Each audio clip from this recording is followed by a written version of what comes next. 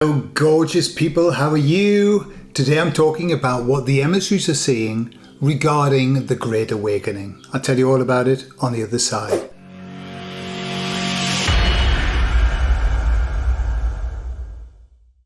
So the emissaries were talking about their optimism and how happy they were with the Great Awakening.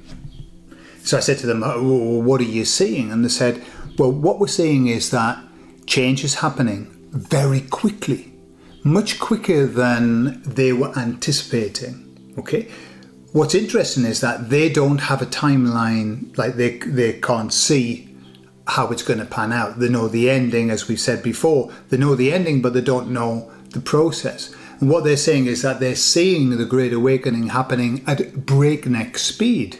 Okay, and I said to them, well, lots of people don't see that. Lots of people aren't seeing that.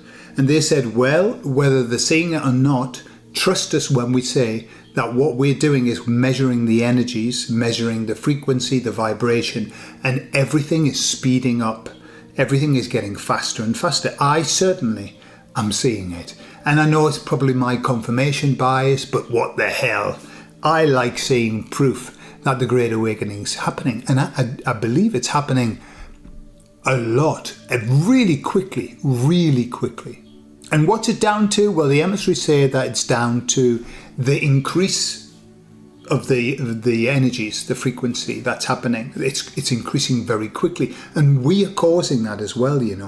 I know we're being led by there's a frequency that's going to happen and change anyway, but we can make it faster. The emissaries have always said that we can speed it up, and it seems as though we are speeding it up by the very fact that we're paying attention to it. They said the other element to speeding up the Great Awakening is the stupidity of the baddies, because they are being very stupid at the moment. They're being very silly, and they're making people wake up. They are forcing people to wake up. And they went on to talk about the way that people are changing in terms of how they vote.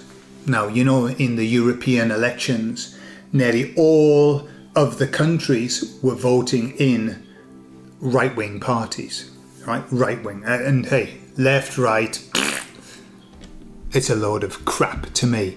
But it's showing the way that people are thinking. People are starting to move to what is now being labelled by mainstream, lamestream, extreme right.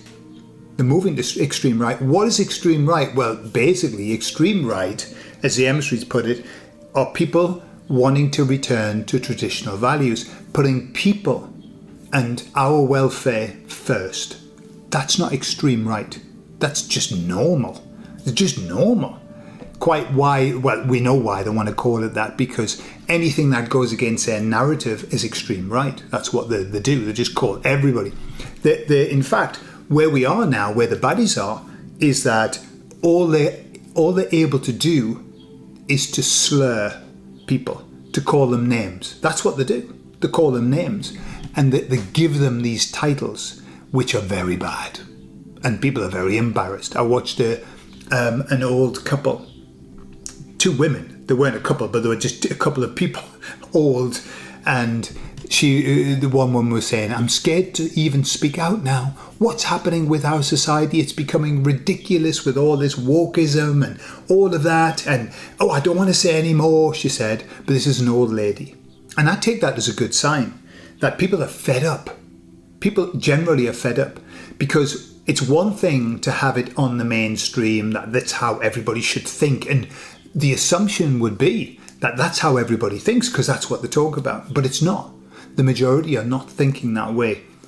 So that leads me into the situation with politics at the moment. So in the UK, the Reform Party is now becoming a very big thing. It's moving so quicker than any other political party has ever moved. Does that mean that I agree and I think that they're going to be the answer? No, not at all. Does that mean the emissaries think that they're going to be the answer? No. But what they said is that it's a good measure of where people are. It's a good measure. Now, the bottom line is that the political structure is broken. It will never fix the problems. it will never give us what we want. It will only give the politicians what they want. But we will never get anything from it. However, as an interim, and this is what the emissaries were saying, as an interim process, then it's part of this awakening that's happening. They've always said that the end result, the end governance will be self-governance. That will be where we govern ourselves, whether that be in small groups in our local area, but we will govern ourselves because we know a damn sight, it's very clear now, we know a damn sight better what we need than what politicians think that we need. They don't even think. I think politician and think, two words that don't go together, they're oxymorons. And I watched something the other day. I watched the Milei guy from Argentina. Well, he was giving a speech here in Spain. He's a very educated guy. He's a very clever guy. And he's loved by Spanish people. However, he went to Madrid and he was with the president of Madrid, the woman who's in charge of Madrid. And he was out on a balcony and everybody was shouting and chanting and shouting libertad, libertad, liberty, yeah, over and over again.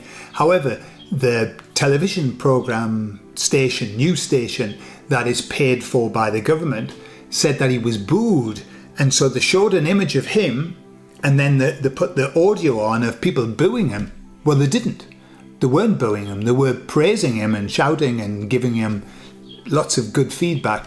But that's where they are. They are so concerned about this coming of this new era in the BBC. Now, they've refused to have the Reform Party as part of the debate. They've got all the other parties and all the little minor ones of 3%, 2%, but they won't have the Reform Party. So what that tells me is that they are shit scared of what's happening. They are very, very concerned because it's the power's being taken out of their hands. And what's interesting, what Milei was saying, he was talking about the way that governments go. And because he was saying that Argentina had a socialist government for 100 years. 100 years ago, Argentina was the richest country in Latin America and in many other, compared to many other countries around the world. And now it's 157 in the list of poorest countries, 157 down. And what he was saying was that socialism only destroys, it only ruins, it takes away, it makes people poor, basically. And socialism has always been the precursor to communism. Socialism first, then communism. And then after communism, when people are fed up, then populism comes up, which is what Milei is. He's a populist, if you want. They've given him that name, populist. But that's the pattern that happens. Why? Because socialism is a disaster. It's a disaster. However, in the UK, they haven't had a socialist government. They've had a conservative government, supposedly. But it's done exactly the same as everything else. Why? Because politics is just a facade, isn't it? And behind that, we've got the whole agenda that's going on. So it doesn't matter what government is in, they're just going to follow the same agenda. But all of these new governments are coming in to power where they don't want that. They want something different. And they're getting very worried about it. And that's why they're pushing back against it. That's why the hate in Spain. The media hates Milei. In the UK, the media hates the Reform Party.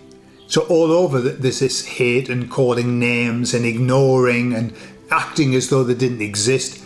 It's the same with Trump in the US.